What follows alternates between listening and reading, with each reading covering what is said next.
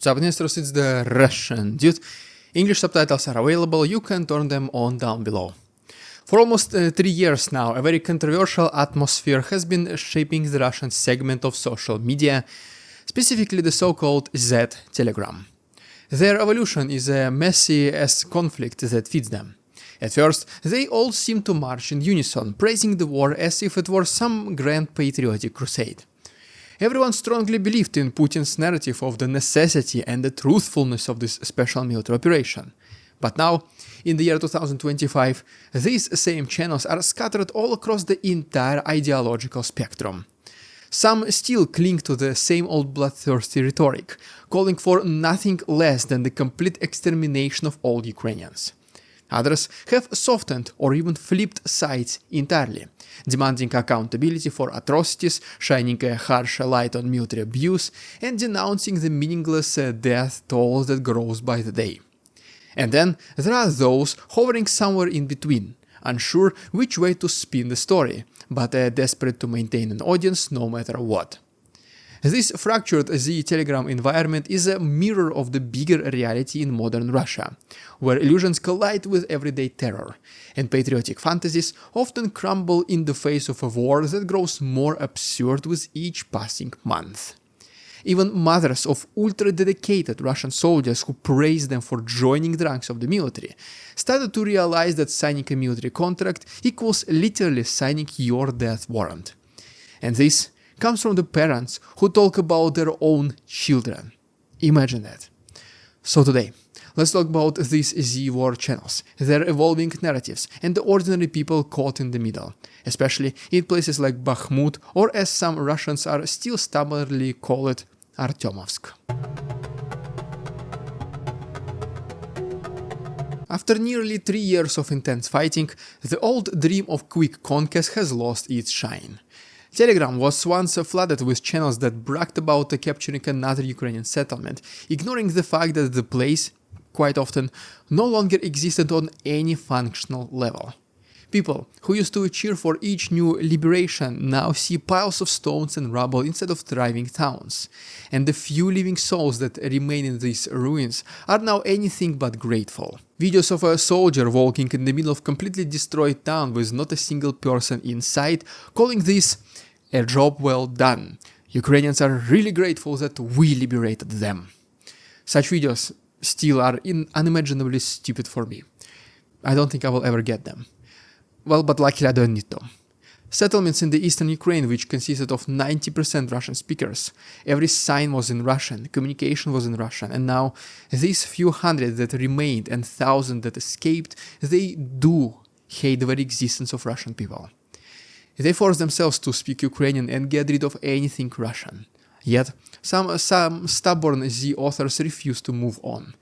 They celebrate every vague rumor of advancement as if it were proof that Russians are about to plant a victory flag any day now.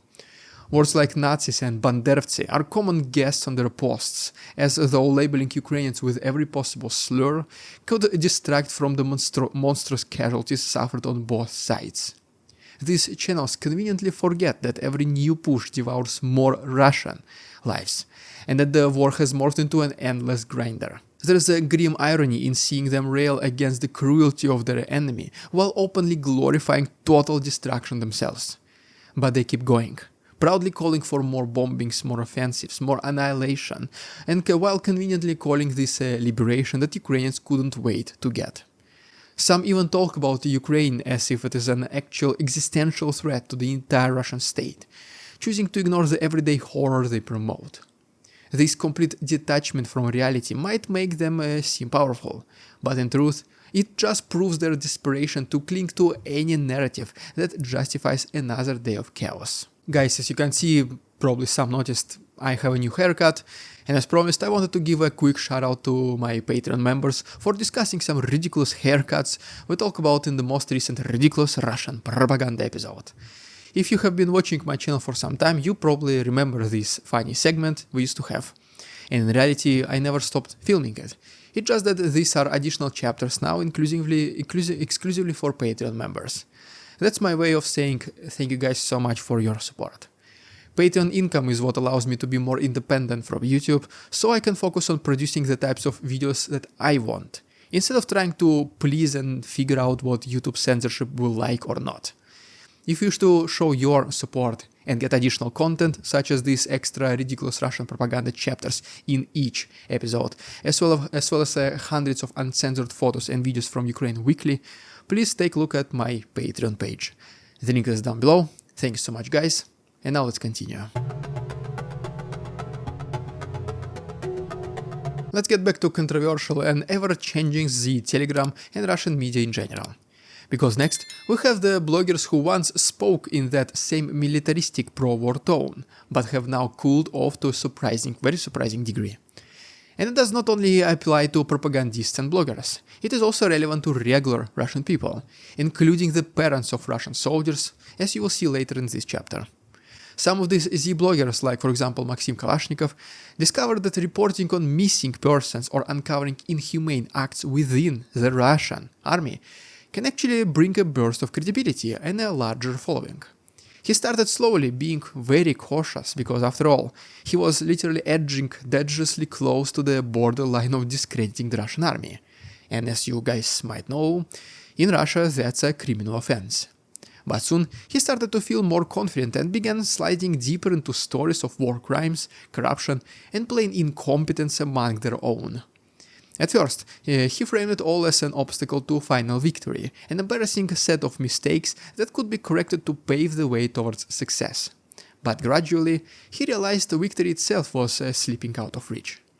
Their heroic illusions began to look like what they truly are, the illusions, and for some time, it got even worse. The daily grind of meaningless eliminations made them question the entire point of the war, leading them to hint, in obviously very cautious terms, that maybe the war is unwinnable. Maybe it is even immoral, some said. Interestingly enough, after saying out loud all these things and making it as clear as possible that their point of view is changing rapidly, these people, propagandists and Z-bloggers, they still continue to call this a special military operation, not a war, as it is some kind of a trigger word for the FSB to shut down their social medias and bring them to justice, if you can call it this way, which in reality it is. In Russia, this kind of talk is risky. But as casualties mounted, even these once devoted supporters found it difficult to maintain the mask on. Inevitably, many of them now highlight the simple truth. There is no grand plan, no deep strategy. Every day feels like a more desperate effort to justify the losses and calm down an increasingly restless public. But illusions can only last for so long. This transition was obviously easier for the relatives, especially parents of the Russian soldiers. As soon as their sons got drafted and faced immediate danger, the illusions of liberating crusade evaporated very quickly, trust me. It no longer became protecting Russian speakers from this Nazistic Zelensky. It became about doing everything possible for their kids to survive and come back home unharmed.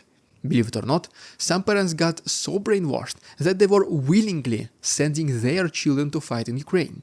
They cried tears of joy, not sorrow, when boys were loading up in the bus that was driving them away to these military camps, because they truly believed that these were warriors of light. But as soon as the grim news started coming in, be it the mistreatment by their own commanders in training facilities or much more severe situation on the front lines, with some of their comrades evaporating within 1 week of deployment, parents quickly realized how big of a mistake they made sending their sons to fight in Ukraine. Some tried to get them out by all means possible. Some urged their kids to stay as far from the actual combat as possible. But unfortunately for them, it was too late. Many soldiers perished, turning their parents into eternal opponents of war and the regime of Putin. They saw the real attitude of the authorities toward the ultimate sacrifice of their children, and there was simply nothing else left for them that will be able to change their minds. One such mother concluded that deep inside she knew that whenever her son signed a military contract, in fact, he signed his own death warrant. Amid these Telegram personalities stand a particularly revealing case. A war blogger known by the call sign The Teacher. He was not conscripted in the most obvious way. Instead, he left his old job, flew down to Chechnya, Grozny, and signed up with Ahmad in early 2022 in May. A move that obviously placed him in a relatively safer part of the front lines. In fact, he spent most of his deployment not on the actual front lines, but in the so-called near front lines, front areas. So his combat involvement, just like most Kadyrov Chechens, was obviously minimal. From there, he started filming war diaries. Most of the videos are from places like already liberated Bakhmut, an epicenter of vicious fighting where not a single building remained standing. But the teacher's commentary reveals a fascinating contradiction. He insists that this is Russian land, that anyone still living there must be a Nazi or sympathizer, and that all these ruins are the necessary result of liberating historically Russian territory from these banderovцы. But the camera does not lie, simple as that. Houses turned into ash, libraries destroyed into oblivion, apartments stripped of all signs of life. He walks through dusty streets inspecting what's left of an old museum or a shattered grocery store. And each time we see no mythical creatures, no monstrous overlords, not even combat mosquitoes flying and infecting civilians with scourge plague. Just the shell of once a thriving city. The saddest part is how he tries to retrofit everything he sees into a pre-packaged worldview. A worldview that says Ukraine has always been a Nazi state. Some of his own viewers even call him out, asking how he can look directly at the devastation and maintain such beliefs. How can you show T-14, a tank monument dedicated to the Soviet soldiers, and say that this city was plagued with the Adolf followers? But he simply replies that he was not there to search for evidence. He came to complete a mission, which he himself was never able to clearly define. Yet another example of this mental gymnastics, trying to twist the facts, even the most obvious ones, in his favor to support his narratives. The scale of destruction in places like Bakhmut is downright biblical, yet the teacher films it as capturing footage for some kind of tourism vlog. He points at broken monuments, destroyed city signs, which by the way mostly are in Russian, old Soviet memorials, a shop that used to sell sushi, and piles of rubble once called homes. In his mind, one day it's all proof of Ukrainian barbarism, the next day it's the unstoppable force of Russian might, and sometimes it is both at the same time. The contradictions are endless, as you can see. He acknowledges that the city is empty of civilians, but he blames them for leaving. He blames them for leaving, even though bombs were raining down. He screams patriotism, but his camera reveals a wasteland. He is so wrapped up in official propaganda that he cannot see the living reality right in front of his own eyes. And yet, as more time passes, more voices emerge, even from the pro-war camp, explaining that this entire conflict has lost whatever twisted rationale it once had. These are the unspoken truths eating away at the war's ideological foundation. The war was never going to be about quick triumph. It is a slow, grinding apocalypse that destroyed both sides. Some loyalists keep repeating their mantras about liberation and denazification, but it is getting harder to believe anything they say, even for themselves. Everyday Russians either tune out of the noise or convince themselves that the state still has everything under so-called control. But illusions break down at the first sign of personal tragedy. A lost friend, a missing son, a brother who never made it home. And behind those tragedies lurks the only unanswerable question. If victory is impossible, then what exactly is the point? Well, there you have it, guys. If you enjoyed today's episode, please subscribe to my channel for more videos like this. If you wish to support my work, there are links down below, for example my Patreon with many additional benefits. Thanks so much for watching, see you tomorrow. We won't succumb to their tricks, the facade they try to sell, their twisted words and feeble claims on us all they cannot quell. We see through their lies, their feeble attempts to sway. We do not believe in what they